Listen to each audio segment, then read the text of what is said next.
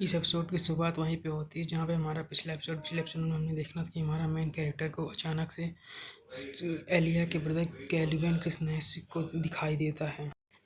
तभी हमारा main character Elia के ब्रदर को यहाँ पर देखकर बहुत ही ज़्यादा हैरान होता है और बोलता है तो है कि यह तो पूरी तरीके से ख़त्म हो गया, तो आखिर ये यहाँ पर क्या कर रहा है।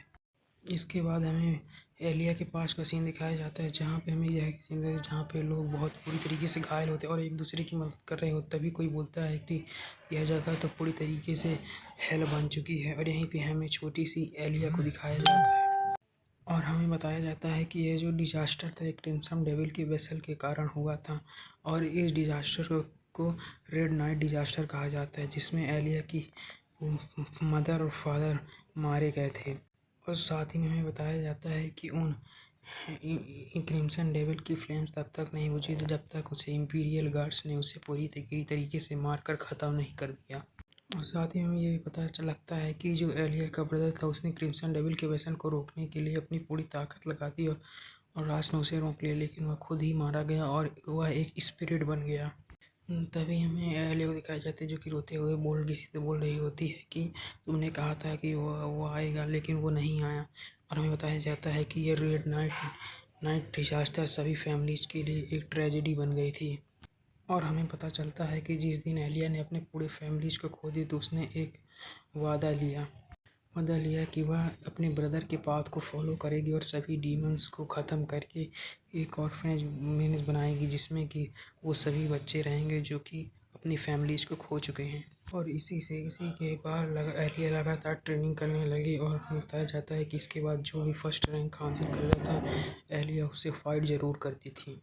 और हमें ये भी पता चलता है कि अब एलिया जो है वो इस एम्पायर की नेशनल ट्रेनिंग डिफेंस में एक टॉप टियर वॉरियर है और इसी के बाद से एलिया को एक हीरो कैंडिडेट का दर्जा दिया गया और इसी के बाद से एलिया एक हीरो बन गई। इसके बाद हमें दिखाया जाता है कि प्रेजेंट टाइम में दिखाया जाता है कि हमें किसी टीचर दिखाया जाता है जो कि बोलता है कि मिड टर्म का एग्ज़ाम शुरू हो चुका है और यह फेयरली होगा और इसमें 4 टीम एंटर करेंगी। तभी हमें एक टीचर दिखाया जाता है जो कि उनसे पूछता है तुम लोग ये बताओ कि आखिर एम्पायर का सबसे बड़े दुश्मन कौन है। तभी हमें सभी स्टूडेंट दिखाया जाता है जो कि बोलते हैं कि एम्पायर के सबसे बड़े दुश्मन मैजिकल बीस्ट और डेविल वर्शिपर्स हैं। और तभी वो टीचर बोलता है कि तुमने सही कहा, उन्हीं को मारने और ख़त्म करने के लिए इस एकेडमी को बनाया गया है। तभी वो टीचर बोलता है कि combat ability and survival ability यही सबसे मेन गार्डिंग क्राइटेरिया होती हैं इस मिड टाइम एग्ज़ाम में। तभी हमारा मेन कैरेक्टर दिखाया जाता है जो कि बोलता है कि कैल्विन तुम्हारा इसके बारे में क्या कहना है। तभी हमारा मेन कैरेक्टर कैल्विन से बोलता है कि यहाँ पे तुम्हारी जो बहन है वो बहुत ही ज़्यादा अच्छा कर रही है। तभी इस बार का जवाब देते हुए कैल्विन बोलता है कि तुम कह रहे हो कि ये छोटी सी बच्ची मेरी छोटी बहन है। तभी कैल्विन बोलता है कि अगर तुम्हें नहीं पता तुम बता दो कि ये करंटली इस एम्पायर की एक हीरो कैंडिडेट में से एक है। तभी मेरा मेन कैरेक्टर बोलता है कि हाँ तुम सही कह रहे हो और यह सही भी है कि यह एक हीरो कैंडिडेट है। तभी कैल्विन हमारे मेन कैरेक्टर से बोलता था कि जब मैं जिंदा था तो वह केवल एक लड़ती हुई बच्ची और बहुत ही ज़्यादा चिड़चिड़ी बच्ची थी। और अब कैल्विन की ये बात सुनकर हमारा मेन कैरेक्टर उससे बोलता है कि तुम सही कह रहे हो लेकिन अब वह बड़ी हो चुकी है। तभी हम कैल्विन बोलता है कि हाँ तुम सही कह रहे हो, यह इसके लायक है कि यह हीरो कैंडिडेट बन सके। तो हमारा मेन कैरेक्टर भी हाँ में नोड कर देता है। तभी कैल्विन बोलता है कि जब से मैं एक स्पिरिट के रूप में रिवाइव हुआ तो तब मैंने अपनी बहन को एक एडल्ट रूप में देखा है। तभी कैल्विन बोलता है लेकिन फिर भी अभी मैं इस स्पिरिट अवतार के लिए आदी नहीं हूँ। तभी हमारा मेन कैरेक्टर बोलता है कि मेरा मतलब यह है कि मैंने तुम्हें फिर से वापस रिवाइव कर दिया। तभी एलिया का भाई हमारे मेन कैरेक्टर यानी दाऊद से बोलता है कि तुम चाहते हो कि मैं तुम्हारे साथ कोऑपरेट करूं। तभी हमारा मेन कैरेक्टर पूछता है कि क्या आप मेरे लिए ऐसा कर सकते हैं। तभी एलिया का भाई बोलता है लेकिन हाँ मैं तुम्हारे साथ कोऑपरेट कर सकता हूँ लेकिन तुम्हें इसके बारे में मेरी बहन से नहीं बताना है।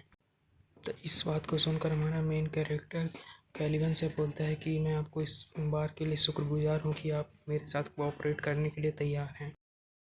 तभी जो कैल्विन होता है हमारे मेन कैरेक्टर से बोलता है क्या तुम्हें नहीं पता मेरी जो इंस्टिंक्ट है वो एक मरे हुए इंसान की जैसी हैं। और कैल्विन बोलता है कि हो सकता है कि तुम कोई ऐसे व्यक्ति हो जो कि कानून को समझते हैं लेकिन मुझे लगता है कि तुम एक ऐसे व्यक्ति नहीं हो जिसके ऊपर मैं भरोसा ना करूं। तुम मुझे एक अच्छे इंसान लगते हो। और कैल्विन हंसते हुए बोलता है, और तुम्हें मेरी बहन पर नज़र रखनी होगी क्योंकि मैं तुम पर भरोसा करता हूँ। तभी हमारा मेन कैरेक्टर बोलता है कि आप सही कर रहे हो, लेकिन इस समय मेरा गोल किसी को मरने देने के लिए नहीं है। मैं किसी को नहीं चाहता कि वो मारा जाए। इसके बाद हमें हमारे मेन कैरेक्टर दिखाया जाता है जो कि एलिया के पास आता है, उससे नाम लेता है। तभी हमें एलिया दिखाया जाता है जो कि बोलता है कि हाँ बोलिए मिस्टर दाऊद। हमारा मेन कैरेक्टर बोलता है कि अगर तुम्हारा मिड टर्म टीम के बारे में क्या ख्याल है, अगर तुमने अभी तक कोई टीम ज्वाइन नहीं की है तो क्या तुम मेरे साथ टीम अप कर सकती हो। और यहीं पे हमारा एपिसोड ख़त्म हो जाता है। अगर आपको वीडियो अच्छी लगी हो तो लाइक कमेंट सब्सक्राइब जरूर करें और अगली वीडियो के लिए वेट करें। Thanks for watching.